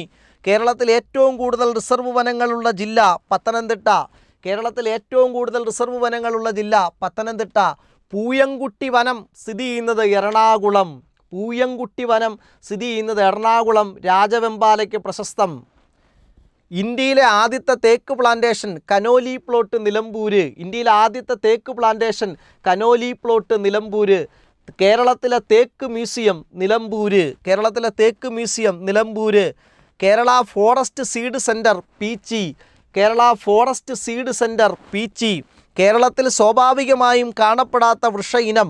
കേരളത്തിൽ സ്വാഭാവികമായും കാണപ്പെടാത്ത വൃക്ഷ ഇനം രക്തചന്ദനം. ആന്ധ്രാപ്രദേശിലെ പൂർവ്വഘട്ടത്തിലാണിത് കാണപ്പെടുന്നത്. പൂർവ്വഘട്ട മലനിരകളിലാണ് രക്തചന്ദനം കൂടുതലായി കാണപ്പെടുന്നത്. പൂർവ്വഘട്ടത്തിലെ ശേഷാദ്രി മലനിരകളിലാണ് രക്തചന്ദനം കൂടുതലായി കാണപ്പെടുന്നത്. കേരളത്തിൽ ഏറ്റവും കൂടുതലായി കണ്ടുവരുന്ന വനവിഭാഗം നിത്യഹരിത വനങ്ങൾ. കേരളത്തിൽ ഏറ്റവും കൂടുതലായി കണ്ടുവരുന്ന വനവിഭാഗം ഇലപൊഴിയും ആർദ്രവനങ്ങൾ. ഇലപൊഴിയും ആർദ്രവനങ്ങൾ. അതിൻ്റെ മറ്റൊരു പേര് മൺസൂൺ വനങ്ങൾ എന്നാണ്. നിത്യഹരിത വനങ്ങൾ. മഴക്കാടുകൾ കാണപ്പെടുന്നത് പശ്ചിമഘട്ടം, സൈലൻറ്റ് വാലിയൊക്കെ മഴക്കാടുകൾക്ക് ഉദാഹരണമാണ്. നിത്യഹരിത വനത്തിന് ഉദാഹരണമാണ് സൈലൻറ്റ് വാലി. വിസ്തൃതി കൂടിയ വനം ഡിവിഷൻ റാന്നി. വിസ്തൃതി കൂടിയ വനം ഡിവിഷൻ റാന്നി. വിസ്തൃതി കുറഞ്ഞ വനം ഡിവിഷൻ ആറളം. വിസ്തൃതി കുറഞ്ഞ വനം ഡിവിഷൻ ആറളം. GI ടാഗ് ലഭിച്ച കേരളത്തിലെ മരം നിലമ്പൂർ തേക്ക്. GI ടാഗ് ലഭിച്ച കേരളത്തിലെ മരം നിലമ്പൂർ തേക്ക് 2018. ഏഷ്യയിലെ ഏറ്റവും വലിയ തേക്ക് കന്നിമരം, പറമ്പിക്കുളം. കേരളത്തിൻ്റെ വനവൽക്കരണ പ്രദേശത്ത് ഏറ്റവും കൂടുതൽ കൃഷി ചെയ്യുന്ന വൃക്ഷം തേക്ക്. കന്നിമാറ തേക്കാണ് പറമ്പിക്കുളത്തെ. കേരളത്തിൻ്റെ വനവൽക്കരണ പ്രദേശത്ത് ഏറ്റവും കൂടുതൽ കൃഷി ചെയ്യുന്ന വൃക്ഷം തേക്ക്. കേരള ഫോറസ്റ്റ് ഡെവലപ്മെൻറ്റ് കോർപ്പറേഷൻ്റെ ആസ്ഥാനം കോട്ടയം. കേരള ഫോറസ്റ്റ് ഡെവലപ്മെൻറ്റ് കോർപ്പറേഷൻ്റെ ആസ്ഥാനം Kottayam. Kerala forest department Thiruvananthapuram. Kerala forest department Thiruvananthapuram. Kerala forest development corporation Kottayam. Kerala forest ഡിപ്പാർട്ട്മെൻറ്റിൻ്റെ ആസ്ഥാനം തിരുവനന്തപുരം. കേരളത്തിലെ ഫോറസ്റ്റ് ട്രെയിനിങ് ഇൻസ്റ്റിറ്റ്യൂട്ടുകൾ: 1 വാളയാർ പാലക്കാട്, 2 അരിപ്പ തിരുവനന്തപുരം.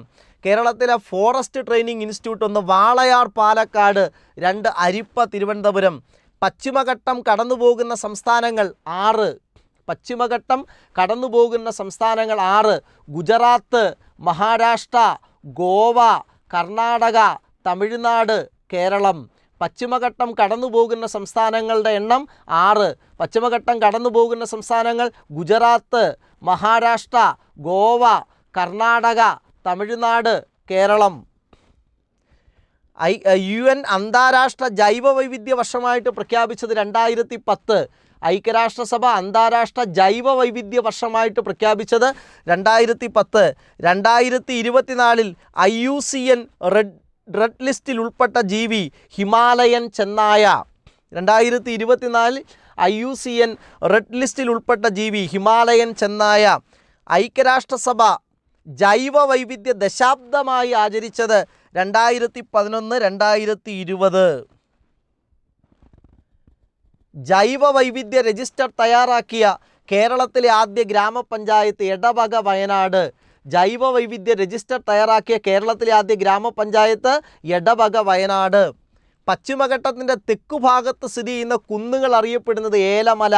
പശ്ചിമഘട്ടത്തിൻ്റെ തെക്കുഭാഗത്ത് സ്ഥിതി ചെയ്യുന്ന കുന്നുകൾ അറിയപ്പെടുന്നത് ഏലമല. പശ്ചിമഘട്ടത്തിൻ്റെ പരിസ്ഥിതി ആഘാതത്തെ പറ്റി പഠിക്കാൻ ഗാഡ്ഗിൽ കമ്മിറ്റിയെ നിയമിച്ചത് 2010. പശ്ചിമഘട്ടത്തിൻ്റെ പരിസ്ഥിതി ആഘാതത്തെക്കുറിച്ച് പഠിക്കാൻ ഗാഡ്ഗിൽ കമ്മിറ്റിയെ നിയമിച്ചത് 2010. 2011 റിപ്പോർട്ട് സമർപ്പിച്ചു. കസ്തൂരിരംഗൻ കമ്മിറ്റിയെ നിയമിച്ച വർഷം 2012. കസ്തൂരിരംഗൻ കമ്മിറ്റിയെ നിയമിച്ച വർഷം 2012. പശ്ചിമഘട്ടത്തിലെ എൻഡമിക് വിഭാഗത്തിന് ഉദാഹരണം. പശ്ചിമഘട്ടത്തിലെ എൻഡമിക് വിഭാഗത്തിന് ഉദാഹരണം നീലഗിരി മാർട്ടിൻ. IUCN നിലവിൽ വന്നത് 1948. IUCN നിലവിൽ വന്നത് 1948. IUCNൻ്റെ ആസ്ഥാനം Gland, Switzerland. Red data book പ്രസിദ്ധീകരിക്കുന്നത് IUCN. വംശനാശ ഭീഷണി നേരിടുന്ന ജീവികളെ ഉൾപ്പെടുത്തി റെഡ് ഡേറ്റ ബുക്ക് പ്രസിദ്ധീകരിക്കുന്നത് IUCN. UNEP United Nations environment programme 1972 UNEP ആരംഭിച്ചത്. UNEPയുടെ ആസ്ഥാനം നെയ്റോബി, കെനിയ. പരിസ്ഥിതി പ്രവർത്തനങ്ങളെ ഏകോപിപ്പിക്കുന്ന ഏജൻസി UNEP. പരിസ്ഥിതി പ്രവർത്തനങ്ങളെ ഏകോപിപ്പിക്കുന്ന ഐക്യരാഷ്ട്രസഭയുടെ agency UNEP. World wide fund WWF രൂപീകരിച്ചത് 1961. ആസ്ഥാനം Gland, Switzerland. National green tribunal, ദേശീയ ഹരിത ട്രൈബ്യൂണൽ. പരിസ്ഥിതി കേസുകൾ കൈകാര്യം ചെയ്യാൻ ദേശീയ ഹരിത ട്രൈബ്യൂണലുകൾ നിലവിൽ വന്നത് 2010 ഒക്ടോബർ 28. 5 സംസ്ഥാനങ്ങളിൽ ദേശീയ ഹരിത ട്രൈബ്യൂണൽ സിറ്റിംഗ് നടത്തുന്നുണ്ട്. ഇനി അടുത്തത് ഇന്ത്യയിലെ റാംസാർ സൈറ്റുകളുടെ എണ്ണം. നിലവിൽ 96. ഇന്ത്യയിലെ റാംസാർ സൈറ്റുകളുടെ എണ്ണം നിലവിൽ 96. അവസാനമായി റാംസാർ പട്ടികയിൽ ഉൾപ്പെട്ടത്, അവസാനമായിട്ട് 96ാമതായിട്ട് ഇന്ത്യയിൽ നിന്ന് റാംസാർ പട്ടികയിൽ ഉൾപ്പെട്ടത് സിലിസേർ തടാകം, രാജസ്ഥാൻ. സിലിസേർ തടാകം രാജസ്ഥാൻ.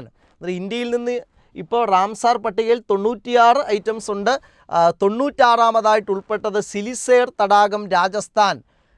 95ാമതായിട്ട് ഉൾപ്പെട്ടത് കൊപ്ര റിസർവോയർ, ഛത്തീസ്ഗഡ്. ഛത്തീസ്ഗഡിൽ നിന്ന് ആദ്യമായിട്ടാണ് ഒന്ന് റാംസാർ പട്ടികയിൽ ഉൾപ്പെടുന്നത്.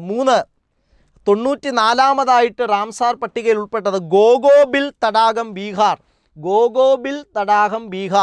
93ാമതായിട്ട് ഉൾപ്പെട്ടത് ഗോകുൽ ജലാശയ, ബീഹാർ.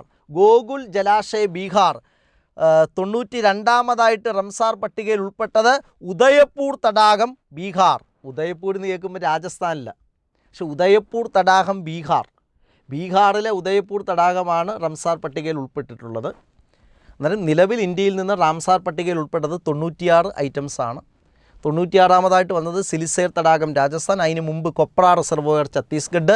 അതിന് മുമ്പ് ഗോഗോബിൽ തടാകം, ബീഹാർ. അതിന് മുമ്പ് ഗോകുൽ ജലാശയ, ബീഹാർ. അതിന് മുമ്പ് ഉദയപൂർ തടാകം, ബീഹാർ. അന്നേരം ഇന്നത്തെ ക്ലാസ് നമ്മൾ ഇച്ചിരി വേഗതയിലാണ് ക്വസ്റ്റ്യൻ ഡിസ്കഷൻ്റെ ക്ലാസ് നമ്മൾ എടുത്തത്.